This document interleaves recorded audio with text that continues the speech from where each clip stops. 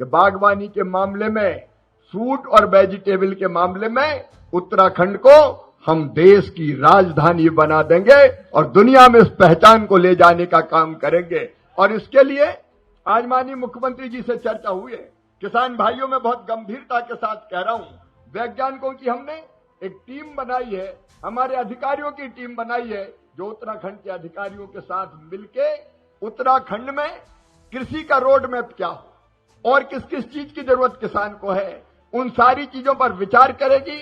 किसानों के साथ, प्रगतिशील किसानों के साथ भी बात करेगी। अभी कई किसानों से हम मिलकर और चर्चा करके आ रहे हैं, उनसे भी चर्चा करेंगे, विशेषज्ञों से चर्चा करेंगे, यहाँ के अधिकारियों से चर्चा करेंगे, प्रधानमंत्री जी का मार्गदर्शन लेंगे, कृषि मंत्री जी जो सलाह देंगे वो लेंगे और फिर उत्तराखंड की खेती का 5 साल का पूरा एक रोड मैप बनाया जाएगा, जिससे किसानों की आमदनी और तेजी से बढ़े। अभी बढ़ाई है मुख्यमंत्री जी ने, नंबर 1 है उत्तराखंड, लेकिन और तेजी से कैसे हम खेती की आय बढ़ा पाए। मेरे प्रिय बहनों और भाइयों, इंटीग्रेटेड खेती प्रधानमंत्री नरेंद्र मोदी जी का संकल्प है। मतलब छोटे खेत के आकार है हमारी समस्या। हमारी क्या है, एक तो छोटे छोटे खेत है हमारे, बड़े जोत के आकार नहीं है।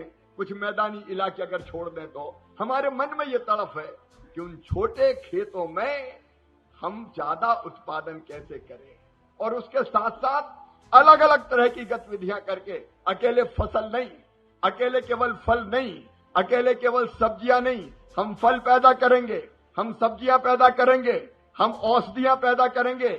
यहाँ की जड़ी बूटी तो दुनिया को निरोग बनाने की क्षमता रखती है। बहनों और भाइयों, ये दिव्य है उत्तराखंड, दिव्य है, देवभूमि और भव्य है। यहाँ की जितनी जड़ी बूटियां हैं उनका भी उत्पादन कैसे बढ़े उसकी भी हम कोशिश करेंगे।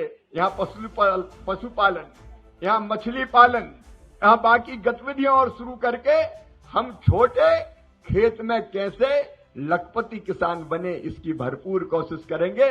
और इसलिए एक इंटीग्रेटेड फार्मिंग का मॉडल उत्तराखंड की धरती पर माननीय मुख्यमंत्री जी हम बनाने का काम करेंगे, ताकि एक छोटे खेत में आप ज्यादा से ज्यादा उत्पादन लेके अलग अलग तरह की गतिविधियां कर सके। मैं केवल मंत्री नहीं हूं, मैं खुद भी किसान हूं मेरे बहनों और भाइयों। और कृषि मंत्री के रूप में जब मैं आपके बीच आया हूं तो इस दंभ के साथ नहीं आया कि मैं मंत्री हूं।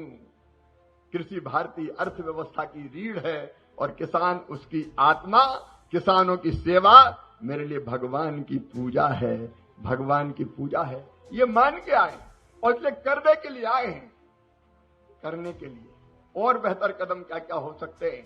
अभी माननीय मुख्यमंत्री जी ने भी कहा, माननीय कृषि मंत्री जी भी बार बार कह रहे थे, उत्तराखंड की कई विशेषताएं हैं, लेकिन हमारे बंदर, हमारे भालू, वो हमारी पहचान भी है, लेकिन फसल का काल बन के भी आ जाते हैं। कई बार फसलों को भारी नुकसान पहुंचाते हैं। हाँ, कीवी छोड़ देते हैं, इसलिए कीवी को भी बढ़ाएंगे। लेकिन घेर बाढ़ के बारे में यहाँ विस्तार से बात हुई है। माननीय मंत्री जी, माननीय मुख्यमंत्री जी, अभी ये वित्तीय वर्ष समाप्त हो रहा है, लेकिन इसी वित्तीय वर्ष में 90 करोड़ रुपया और जारी भारत सरकार की तरफ से किए जाएंगे। और अब हम एक और परिवर्तन करेंगे, क्योंकि कई तरह की योजनाएं हैं, मैकेनाइजेशन की जरूरत है, उस योजना को हम चलाएंगे। लेकिन अब एक परिवर्तन हम और कर रहे हैं कि जिस प्रदेश को जिस चीज की जरूरत हो उस चीज की, उस योजना के पैसे ज्यादा दो। तो भारत सरकार एक परिवर्तन का सोच रही है, क्योंकि देखिए उत्तराखंड की जरूरत अलग है, तमिलनाडु की जरूरत अलग है, गुजरात की जरूरत अलग है, आसाम की जरूरत अलग है। और इसलिए किसान भाइयों, भारत सरकार अपनी योजनाओं में प्रधानमंत्री जी के आशीर्वाद और मार्गदर्शन में एक परिवर्तन का सोच रही है कि हर योजना हर राज्य को मत दो, जिसकी जरूरत है वो ही दो, क्योंकि एक जैसी चीज सब जगह थोड़ी चलेगी। नहीं तो चटनी अचार की तरह थोड़ा थोड़ा पैसा बांट दिया, थोड़े तू ले ले, इस योजना में ले ले, फिर इस योजना में ले ले। अब हम मुख्यमंत्री जी परिवर्तन करके जिस योजना में जरूरत है आपको पूरा पैसा दे देंगे। आपको एक योजना चलाना है तो एक योजना चलाइए, 10 चलाने की जरूरत क्या है। चटनी और अचार की तरह पैसा बांटने से काम नहीं चलेगा। इसलिए इस परिवर्तन के बाद घेर बाढ़ के लिए और ज्यादा धनराशि उपलब्ध होगी और ये राशि जैसे ही खर्च होगी दूसरी किस्त भी भेजने में कोई कसर हम नहीं छोड़ेंगे। और ये कोई एहसान नहीं है, तेरा तुझको अर्पण क्या लागे मेरा, देव भूमि के तो इतने उपकार है।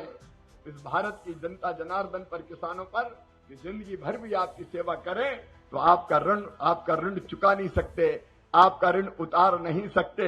एक चीज और, अभी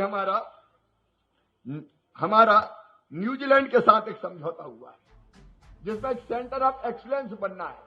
कीवी के बारे में विशेष रूप से हमने ये फैसला किया है कि कीवी फ्रूट पर एक्शन प्लान के लिए न्यूजीलैंड के साथ मिलकर हम यहां एक सेंटर ऑफ एक्सीलेंस भी बनाएंगे, जिससे इस तरह के फ्रूट को और ज्यादा उत्पादित करने का काम हम इस पवित्र धरती पर, मेरे प्रिय बहनों और भाइयों, करने का काम कर सकें। पुष्कर धामी जी को मैं कई वर्षों से जानता हूं, बचपन से हम लोग साथ साथ काम कर रहे हैं। युवा मोर्चे में भी हमने साथ में काम किया है। इन्होंने मुख्यमंत्री के रूप में एक विकास की नई इबारत लिखने का काम किया है। मुख्यमंत्री सशक्त बहना उत्सव योजना के लिए मेरी बहनों, मैं मुख्यमंत्री जी को हृदय से बधाई देता हूं। और सुनो दीदियों, अब गरीब नहीं रहना है। ग्रामीण विकास मंत्रालय भी मेरे पास है। आज 1700 करोड़ की सड़कें भी मिली है उत्तराखंड को, और दूसरी किस्त भी, जैसे इन सड़कों का काम होगा वो भी देने में कोई कसर नहीं छोड़ेंगे। उत्तराखंड के पहाड़ों में गांव गांव सड़कों का जाल बिछाया है आपने, मैं आपका अभिनंदन करता हूं। और जो बचे खुचे गांव हैं उनको भी प्रधानमंत्री जी के नेतृत्व और मार्गदर्शन में हम जोड़ने का काम करेंगे। लेकिन केवल सड़क नहीं, केवल खेती नहीं, बहनों तुम्हारी जिंदगी भी तो बदलना है। मेरे लिए जीवित जागृत देवी अगर कोई है तो हमारी बहनें हैं। दुर्गा और लक्ष्मी और सरस्वती के दर्शन मैं अपनी बहनों के बीच करता हूं, क्योंकि सचमुच में ये जीवित जागृत देवियां हैं। और प्रधानमंत्री जी ने महिला सशक्तिकरण के लिए बहुत काम किया है। एक संकल्प है हमारा कि हर गरीब बहन लखपति बन जाए, बहनों की आंखों में आंसू ना हो, उनके चेहरे पर मुस्कुराहट हो। और इसलिए मुख्यमंत्री सशक्त बहना उत्सव योजना पुष्कर जी ने बनाई है। भारत सरकार की ओर से भी लखपति दीदी अभियान में हम कोई कसर नहीं छोड़ेंगे। 43,000 दीदियां अभी लखपति बन चुकी इस साल का जो आपका टारगेट है। लेकिन हम उत्तराखंड की एक भी बहन को गरीब नहीं रहने देंगे। ये राज्य सरकार का संकल्प है, उसको पूरा करने में भारत सरकार कोई कसर नहीं छोड़ेगी। कई सेल्फ हेल्प ग्रुप बहुत अच्छा काम कर रहे हैं। इनको और ज्यादा ट्रेनिंग देके, इनका कौशल विकसित करके, और इनका अभी एक बहन कह रही थी मार्केटिंग, ब्रांडिंग और प्लेटफॉर्म और मिल जाए तो बहनों का बनाए उत्पाद और बिके और उनकी आमदनी और बढ़े। इसमें भी हम कोई कोर कसर मेरी बहनों नहीं छोड़ेंगे। 30% नौकरियों में आरक्षण उत्तराखंड के मुख्यमंत्री पुष्कर धामी जी ने मेरी बहनों को दिया है। मैं इसके लिए भी अभिनंदन करता हूं। बहनों ताली बजा के आप भी स्वागत कीजिए। और एक बात और, आज मैं भारत की जनता की तरफ से आपका आभार प्रकट करता हूं। उत्तराखंड पहला राज्य है जहां यूसीसी, एक देश में, एक प्रदेश में एक कानून, अलग अलग कानून नहीं, किसी के लिए अलग, एक वर्ग के लिए अलग नहीं, एक ही कानून यहां लागू करने वाला पहला राज्य हिंदुस्तान में कोई बना है तो उत्तराखंड बना है। इसके लिए मैं मुख्यमंत्री जी आपका अभिनंदन करता हूं। इस देवभूमि में आपने ये बहुत अच्छा प्रयत्न प्रारंभ किया है कि हर ब्लॉक में आप एक किसान के कल्याण के लिए हर एक ब्लॉक में आपने तय किया प्रत्येक माह में विकास खंड स्तर पर किसान दिवस मनाया जाएगा। अब सरकार किसानों के द्वार पे जाएगी, अधिकारी सारे आएंगे और वहां आपके गांव में आपके द्वार पे बैठ के किसानों की समस्या का समाधान करेंगे। दफ्तरों के चक्कर लगाने की किसानों को जरूरत नहीं है। और उत्तराखंड की ये पहल पुष्कर जी पूरे हिंदुस्तान के बाकी राज्यों को भी प्रेरणा देगी। मैं इसके लिए आपको बहुत बधाई देता हूं। हर महीने के दूसरे गुरुवार को राज्य के एक विकास खंड में हमारा ये किसान दिवस के अंतर्गत काम होंगे। इसका भी जनता को निश्चित तौर पर बहुत लाभ मिलेगा। मैं मेरे सभी बहनों और भाइयों को ये निवेदन भी करना चाहता हूं कि हमारी ब्लूबेरी, कीवी, अखरोट, सेब, जड़ी बूटी, औषधि पौधे, ये हमारी कृषि का भविष्य है और इसको आगे बढ़ाने में हम कोई कसर नहीं छोड़ेंगे। अभी हमने बद्री गाय यहां देखी, इसकी घी की मार्केटिंग और ब्रांडिंग करने का भी लगातार पूरे हिंदुस्तान में हम प्रयास करने का काम करेंगे। अभी एक नया कानून बना है। मैं कहना चाहता हूं उत्तराखंड की जनता से भी, मनरेगा नाम की एक योजना, यूपीए की सरकार के कार्यकाल में आई थी, उस मनरेगा में कई तरह की कमियां थी, कई तरह की विसंगतियां थी। ठेकेदार काम कर लेते थे कई बार। मैं यहां की बात नहीं कर रहा, देश की बात कर रहा हूं। मजदूर के बजाय ठेकेदार, मजदूर के बजाय मशीनें, कई जगह भ्रष्टाचार की पर्याय वो योजना बन गई थी। इसलिए प्रधानमंत्री जी के मार्गदर्शन में हमको लगा कि अब इस योजना में फेगड़ा लगाने से काम नहीं चलेगा, एक परफेक्ट दूसरी योजना बनानी पड़ेगी। और इसलिए मनरेगा की जगह विकसित भारत जी राम जी योजना मोदी जी ने बनाई है। विकसित भारत जी राम जी योजना। अब कांग्रेस के लोग बहुत आंसू बहा रहे हैं, छाती पीट रहे हैं, मनरेगा खत्म कर दी, मनरेगा खत्म कर दी, मनरेगा खत्म कर दी। भैया हमने कुछ खत्म नहीं किया, हमने तो नया प्रारंभ किया है उस योजना की कमियां दूर करने के लिए और उसमें संपूर्ण विकास का काम गांव का। मैं आज उत्तराखंड के गांव के भाई बहनों को निवेदन करना चाहता हूं। एक तो इसमें मजदूरी जो अब तक 100 दिन मिलती थी, 100 दिन से बढ़ा के 125 दिन मजदूरी मिलेगी मजदूर को, यह गारंटी है।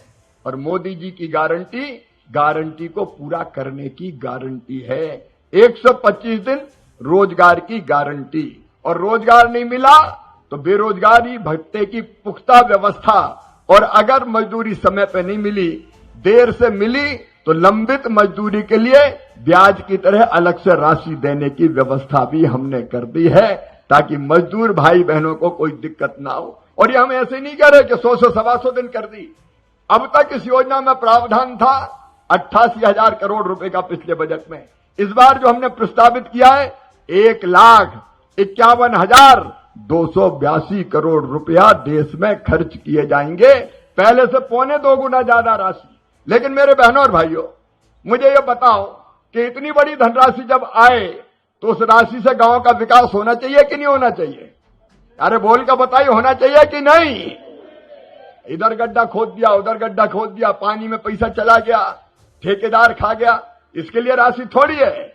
और इसलिए दूसरे काम जो मोदी जी ने किया है, हमारी सरकार ने किया है कि इस पैसे का उपयोग गांव के संपूर्ण विकास में होगा। और वो गांव में जो विकास के काम होंगे वो दिल्ली तय नहीं करेगी, वो देहरादून भी तय नहीं करेगी, वो गांव की जनता तय करेगी, ग्राम सभा तय करेगी, ग्राम पंचायत तय करेगी। और इसलिए आदरणीय मुख्यमंत्री जी, पर्याप्त धनराशि गांव के विकास के लिए जो काम गांव के लोग चाहें, गांव में तालाब बनाना है, गांव में पानी के संरक्षण की व्यवस्था करना है, गांव में स्कूल बनाना है, सड़क बनाना है, पुल पुलिया बनाना है, अस्पताल बनाना है, आंगनबाड़ी का भवन बनाना है और कोई स्ट्रक्चर इंफ्रा का बनाना है, तो आपके पास पैसा मौजूद रहेगा, पैसा सीधा ग्राम पंचायत के पास आएगा। मेरी बहनों, आपके लिए भी इसमें व्यवस्था है। अगर सेल्फ हेल्प ग्रुप की बहनों को ट्रेनिंग के लिए अगर कोई शेड बनाना है तो वो भी अलाउ है।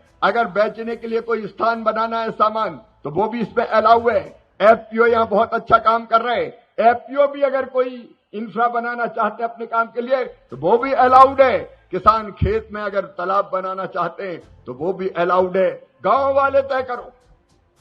गांधी जी के सपनों को सही अर्थों में पूरा करने का काम किया है तो प्रधानमंत्री नरेंद्र मोदी जी ने किया है। हमने इस योजना को विकेंद्रित कर दिया। गांव वाले तय करें हमारे गांव में क्या बनेगा। और एक साल में 1,51,282 करोड़, आप कल्पना कीजिए 5 साल में 7.5 लाख करोड़ रुपया से ज्यादा आएंगे। इतना रुपया अगर ढंग से गांव में लग गया तो गांव का संपूर्ण विकास हो जाएगा। लेकिन इसमें एक बात और की है, चोरी रोकेंगे और इसलिए टेक्नोलॉजी का इस्तेमाल करने का हम काम करेंगे। इसको पूरा पीएम गति शक्ति से जोड़ के काम कहां होना चाहिए, कौन सा काम होना चाहिए और जहां काम होना है वो काम देहरादून में मुख्यमंत्री जी भी देखेंगे, ग्रामीण विकास मंत्री जी भी देखेंगे और दिल्ली में वहां भी दिखाई देगा, ताकि पैसा उधर उधर ना जाए, गांव का संपूर्ण विकास हो जाए। और इसमें किसानों का भी ध्यान रखा है। एक बात यह भी तय की इस योजना में कि जब खेती का काम पीक पे होगा उस समय राज्य सरकार इस काम को बंद कर सकती है अधिकतम साल में 60 दिनों के लिए, ताकि उस समय खेती के काम को भी हमारे मजदूर भाई बहन मिल सके। तो किसानों का भी भला, गरीबों का भी, मजदूरों का भी भला, और इसमें प्रशासनिक व्यय बढ़ा के कर दिया है 9%, मतलब